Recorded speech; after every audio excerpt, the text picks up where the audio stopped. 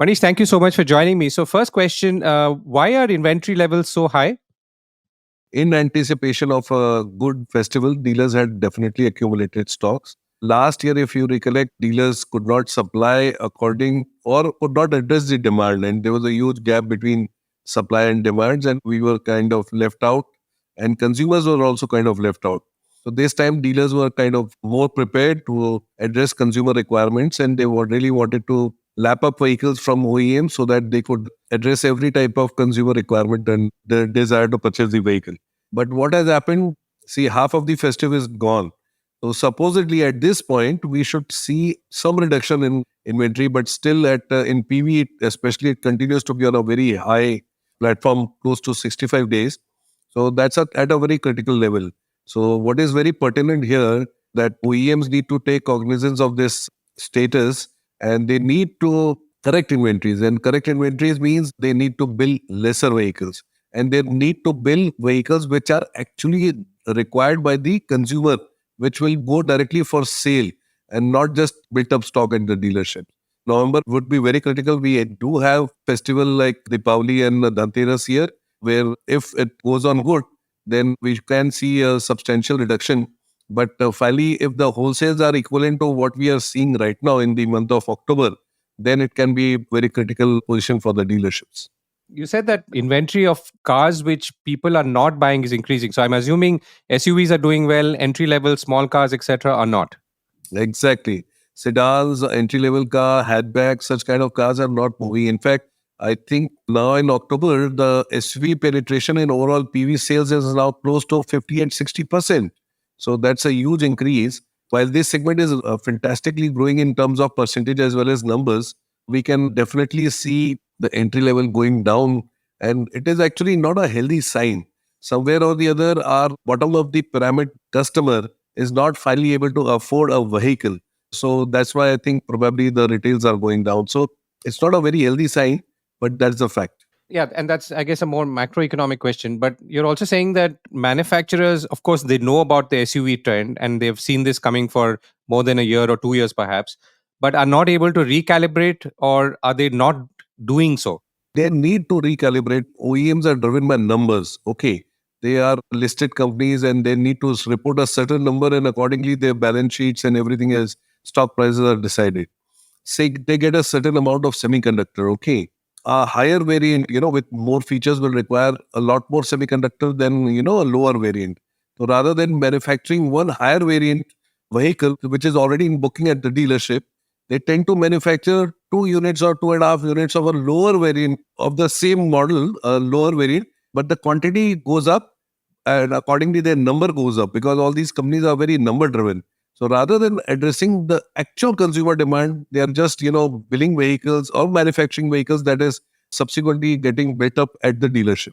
So, if I were to ask you an illustration, so let's say in your own dealerships in Raipur, let's say if there are 100 cars right now parked, what would be the breakup of those 100 cars? See, I'm a Mahindra dealer, so almost close to 75, 80 vehicles would be my entry level cars of Mahindra brand. That would be Bolero Neo, XUV 300, those kind of vehicles. And these are amply stocked at my dealership.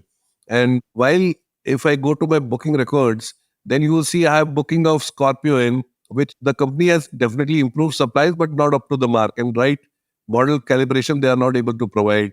XUV 700 automatic transmission luxury pack, it's in good booking and that is not available at the dealership. Thar two-wheel drive, that is in good booking, that is not available at the dealership. Scorpio Classic, that's in a good booking, that is not available at the dealership. But still, I continue to hold a 45, 50 days paid up stock. So that's the sad part. By now, we should have seen a certain number of sales. So, obviously, this year, festival has got staggered between, let's say, Dasera and Diwali, which is now next week.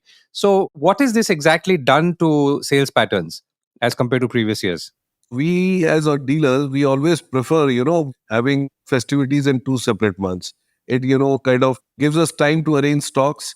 Consumers tend to buy more at the Monday. I don't know what's the logic for it. It's very difficult to explain. But normally around 25-30% of your total monthly sales will come in the last week or last 10 days. So that's the story here. And Navratra has been very good. Auto industry created a all-time high. And on top of that, two-wheeler, three-wheeler and passenger vehicles also created an all-time high record for Navratra retails. So the start has been very good, and that's why the anticipation of dealers and the market, everything is in place. Supplies have improved, schemes have come in. Indian consumers are very attracted towards discounts.